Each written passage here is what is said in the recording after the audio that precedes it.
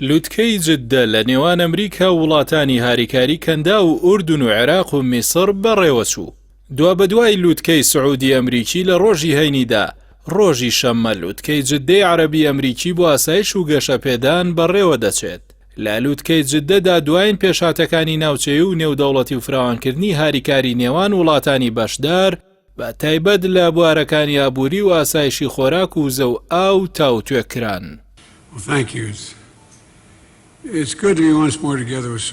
سەرۆکی ئەمریکا لە وتاری خۆیدا ڕوو بە سەرانی عەرەبی بەشدار لە لوتکەکەدا وتی ئەمریکا دەستبەرداری خۆرهەڵاتی ناوەڕاست نابێت و ناوچەکە بۆ رووسیا و چین و ئێران چۆڵ ناکات.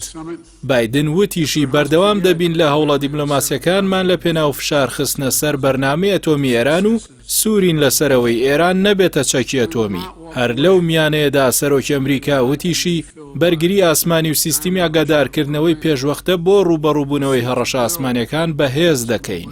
لە بەشێکی دیکەی قسەکانیدا سەرۆکی ئەمریکا هیواشی خواست بەستنەوەی تۆڕی کارەبای عێراق بە وڵاتانی کەنداوەوە سەرکەوتوو بێت. على حفاوة الاستقبال وكرم الضيافة. لای خۆیەوە مستەفا کازمی سەرۆکوەزیرانی عێراق لە وتەکەیدا ڕایگەاند عێراق هەوڵی بەهێزکردنی کەشی گفتوگۆ لە خۆرهەڵاتی ناوەڕاست دەدات و پێی وایە دۆخی هاریکاری ئابووری و هەمانگی ئەمنی لە نێوان وڵاتانی ناوچەکە ڕاستەوخۆ خزمەتی گەلی عێراق و گەلانی ناوچەکە دەکات. مستەفا کازمی وتیشی عێراق پاڵپشتی لە دانوستان و گفتوگۆی دوورخستنەوەی ناوچەکە لە چەکی ئەتۆمی دەکات. سەرۆکوەزیرانی عێراق لە وتەکەیدا پێشنیازی دروستکردنی بانکی خۆرهەڵاتی ناوەڕاست بۆ گەشەپێدان و تەواوکاری کرد. مع أهمية طمأنة المستثمرين بأن السياسات التي يتم تبنيها لا تشكل تهديدا لاستثماراتهم. محەممەد بن سەلمان شازادەی جێنشینی سعودیەش ڕایگەاند توانای بەرەمێنانی نەوتی سعودیە ڕۆژانە 13 ملیۆن بەرمیلە و توانای بەرزکردنەوەی زیاترمان نییە. لە بەشێکی دیکەی قسەکانیدا و لە پرسی ئێراندا بن سەلمان بانگەوازیێرانی کرد کە هاریکاری لەگەڵ وڵاتانی ناوچەکە بکات و پابەندی بنەماکانی شەریعەتی نێودەوڵەتی بێت. تواجه تحديات متعددة. عەبدوڵڵا حسێن شای ئوردونیش لە بەشێکی قسەکانی داماژەی بەوە کرد کە سەقامگیری لە ناوچەکەدا نایەتە دی بەبێ ئەوەی چارەسەرێک بۆ پرسی فەڵەستین بدۆزرێتەوە.